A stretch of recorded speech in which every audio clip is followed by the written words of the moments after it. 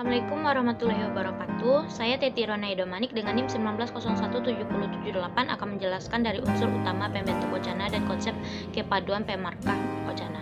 Yang pertama, unsur utama pembentuk wacana. Wacana merupakan tataran yang paling besar dalam hierarki kebahasaan. Sebagai tataran terbesar, wacana tidak merupakan susunan kalimat secara acak, tetapi merupakan satuan bahasa, baik lisan maupun tulisan. Salah satu unsur pembentuk wacana adalah kohesi. Kohesi merupakan organisasi sintaktik yang merupakan wadah kalimat-kalimat yang disusun secara padat dan untuk menghasilkan tuturan. Hal ini berarti bahwa kohesi adalah hubungan antara kalimat di dalam sebuah wacana, baik secara gramatikal maupun strata leksikal tertentu. Yang kedua, saya akan membahas konsep kepaduan pemarkah wacana. Konsep kepaduan pemarkah wacana atau kohesi mengacu pada hubungan bentuk antar unsur-unsur wacana sehingga memiliki keterkaitan secara padu. Dengan adanya hubungan kohesif itu, suatu unsur dalam wacana dapat diinterpretasikan sesuai dengan keterkaitannya dengan unsur-unsur yang lain. Pemarkah kepaduan wacana. Pemarkah kepaduan wacana terbagi menjadi dua, yaitu kohesi gramatikal dan kohesi leksikal. Kohesi gramatikal adalah kepaduan yang dicapai dengan menggunakan elemen dan aturan gramatikal. Kohesi gramatikal terdiri dari rujukan atau referensi, kedua substitusi, ketiga konjungsi, keempat elipsis, dan inversi. Yang kedua yaitu kohesi leksikal. Kohesi leksikal adalah hubungan leksikal antara bagian-bagian wacana untuk mendapatkan keserasian struktur secara kohesif. Kohesi leksikal terdiri dari sinonim atau persamaan kata, kedua antonim, ketiga repetisi, keempat hiponim, dan kolokasi dan ekuivalensi. Yang pertama itu referensi. Referensi adalah salah satu jenis kohesi gramatikal yang berupa satuan lingual tertentu yang mengacu pada satuan lingual lain yang mendahului atau yang mengikutinya. Satuan pengacuan yang ada di dalam teks wacana disebut dengan endofora dan yang berada di luar wacana disebut dengan exofora.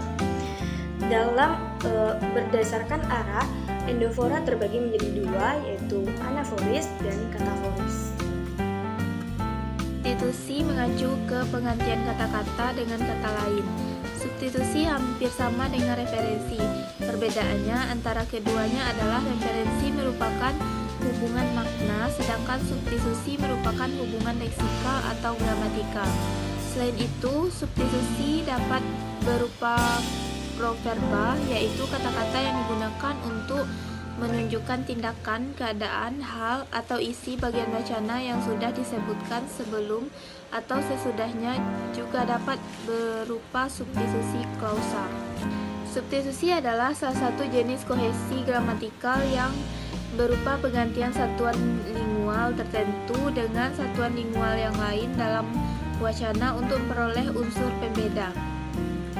Substitusi ada 4, yaitu substitusi nominal, verbal, frasa, dan pausa. Selanjutnya elipsis atau pelepasan. Elipsis adalah sesuatu yang tidak terucapkan dalam wacana, artinya tidak hadir dalam komunikasi, tetapi dapat dipahami. Jadi pengertian tersebut tentunya didapat dari konteks pembicaraan, terutama konteks tekstual. Sebagai pegangan, dapat dikatakan bahwa pengertian elipsis terjadi bila suatu unsur yang secara struktural seharusnya hadir tidak ditampilkan, sehingga terasa ada sesuatu yang tidak lengkap. D. Konjungsi. Konjungsi disebut juga sarana perangkaian unsur-unsur kewawancanaan. Beberapa jenis konjungsi antara lain adalah yang pertama konjungsi adservatif, namun, tetapi, yang kedua konjungsi kausal, sebab, karena, yang ketiga konjungsi relatif, apalagi, demikian juga, yang keempat konjungsi subordinatif, meskipun, kalau, dan yang terakhir konjungsi temporal, yaitu sebelumnya, sesudahnya, lalu kemudian. Dilihat dari perilaku sintaksisnya dalam kalimat, konjungsi dibagi menjadi 5 yaitu sebagai berikut. Yang pertama konjungsi koordinatif, yang kedua konjungsi subordinatif, yang ketiga konjungsi korelatif, yang keempat konjungsi antar kalimat, yang kelima konjungsi antar paragraf. Inversi. Susunan yang dianggap normal dalam bahasa Indonesia ialah susunan DM atau diterangkan menerangkan.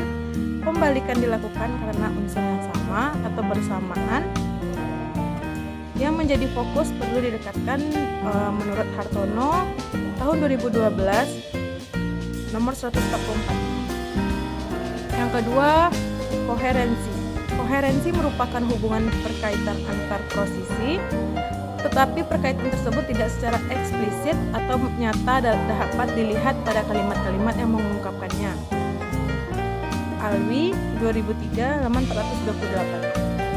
Harimurni Krida Laksana dalam Mulia 2005 mengemukakan bahwa hubungan koherensi wacana sebenarnya adalah hubungan semantis, artinya hubungan itu terjadi antar prosesi. Sekian dari saya. Assalamualaikum warahmatullahi wabarakatuh.